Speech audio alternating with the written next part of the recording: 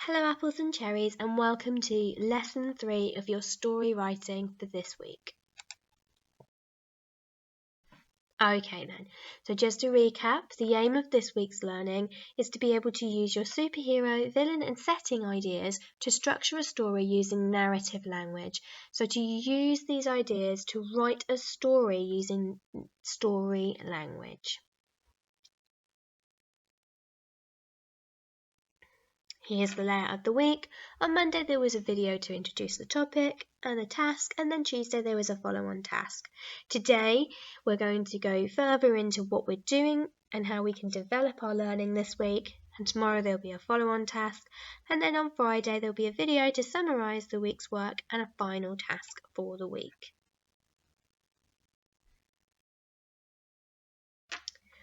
So the learning objective is the same for the whole week. It's to use my narrative skills to structure a superhero story, but the success criteria has changed for today. So you will be able to use the story mounting ideas to create a story map. And I will go through what a story map is with you to make it clear. Some of you then may also be able to include adjectives and descriptive phrases to create the story. Some of you may also be able to use the story map to verbally retell the story.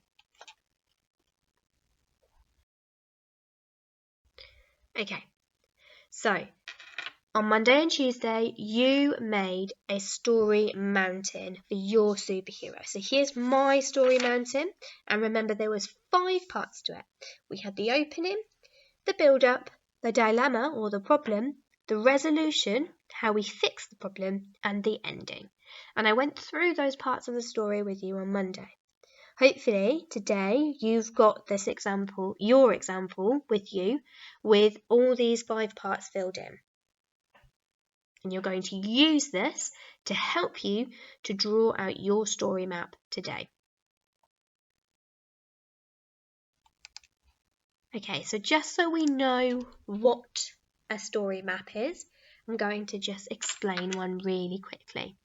So here I've got 2 examples of a story map, and basically a story map is pictures instead of words to describe a story, and it helps us to verbalise what is happening in a story, and it's good practice for us to rehearse our story before we write it. So this is an example of the gingerbread man, and you've got an old man and an old woman, and they decided that they were going to make a gingerbread man. They popped him into the oven to cook. When they opened the oven, the gingerbread man ran out, and he ran away. The little old lady shouted, "Stop!" But the gingerbread man ran as fast as he could, singing, "Run, run as fast as you can, you can't catch me, I'm the gingerbread man." So these pictures are just a prompt to help us think of the next part of the story. They don't tell us every single thing, but they give us some idea. You can put as much detail into your story map as you like. As you can see in here, you couldn't really draw a picture for stop, so they put the word stop. And just like over here, when the baby bear comes back down from the moon, he lands in his house with a bump. It's very difficult to draw a picture of a bump, so they've decided to write the word bump. Okay then, so as I've said, today you're going to use your story mountain to draw your own story map. And below I've got a picture and an example of my story map. I've used my story mountain to order the story, and I've gone across and then down and then back across to the other side of the page. Okay, so if you have a look at the pictures, they match up with what I have in my story mountain. I started a little bit differently because I wanted it to have a little bit of a story language style. So my first picture is one day. I've got the sun representing the day. So I can go through my story. See if you can follow along with me. One day, Cherry Girl was baking a cherry pie for the island's picnic. Flame was very angry when she saw this, and she was very jealous. As you can see, I didn't quite know how to draw a picture for jealous, so I wrote the word jealous above the green eyes. She wanted to destroy the picnic and stop it from happening. So she went to the volcano and collected the heat and the lava from the volcano. Then she went back to the island's picnic and started to shoot out fire to set the trees on fire. Cherry Girl saw this and whizzed into action. She shot her cherry stones at Flame Girl, and Flame Girl fell down.